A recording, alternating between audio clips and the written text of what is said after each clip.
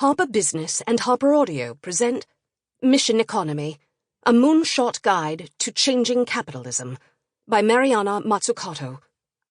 Read by Lexie Mcdougall.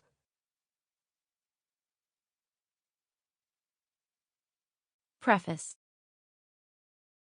As I write this book, we are living through the COVID-19 pandemic, which poses massive challenges to every member of society around the world. Defeating the pandemic requires huge investments in physical and social goods and services. From the race to develop a vaccine or effective therapies, personal protective equipment, PPE, and appropriate methods of online learning for children not in school, to new thinking about social safety nets. It also requires an unprecedented level of collaboration between nations, citizens, government, and the private sector, the like of which we haven't seen in our lifetime. Fundamentally, it is a litmus test of state capacity and effective governance within and between countries. Governments across the globe are adapting to this challenge in different ways and with different degrees of success. Governance is key to successful adaptation. Countries' responses have differed in both the quantity and the quality of actions taken. Many governments have committed colossal sums with a whatever-it-takes mentality. But if there is one thing we learned from the 2008 financial crisis, it is that injecting trillions into the economy will have little effect if the structures they are spent on are weak. We cannot risk that happening again. Can we produce enough PPE for frontline workers? Enough ventilators for patients in intensive care units? A vaccine to help build immunity? Can we protect people who have lost their jobs so they have the basic right to a minimum income, food, shelter, and education? The answers to all these questions depend on the organization of our economy, more than just the amount of money being thrown at problems. It depends on the concrete structures, capacity, and types of partnerships between the public and private sectors. It also requires the vision to imagine a different world. It is a vision for what kind of growth we want, plus the corresponding tools to get us that will create a new direction for the economy. And it is a new direction that is needed. Vietnam's successful response to COVID-19 provides an interesting example.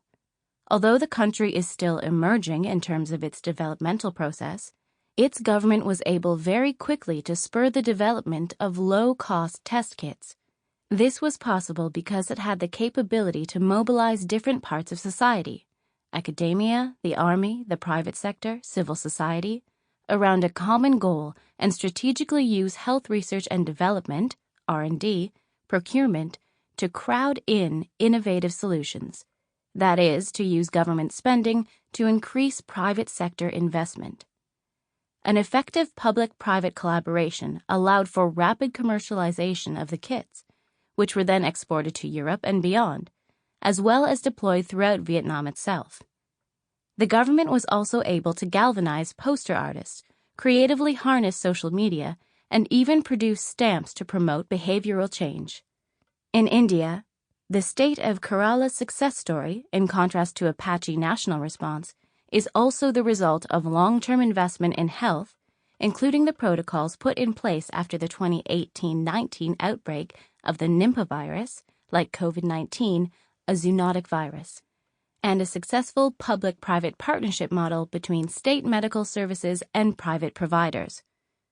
Bolstered by a high level of citizen trust built over the years, the machinery of government, complemented by self-help groups, was quick to put in place tight restriction measures while catering for the most vulnerable, including migrant workers. But in many parts of the world, the picture has been much less rosy. As this book goes to press, the problems being faced by both the USA and the UK are the result of 40 years of weakening ability to govern and manage. Fueled by the ideology that government needs to take a back seat and only come in to fix problems when they arise. A public management creed that belittles the ability of government to act effectively and promotes privatization has fostered much outsourcing of government capacity to the private sector and a relentless but misguided focus on static measures of efficiency, leaving government Sample complete. Ready to continue?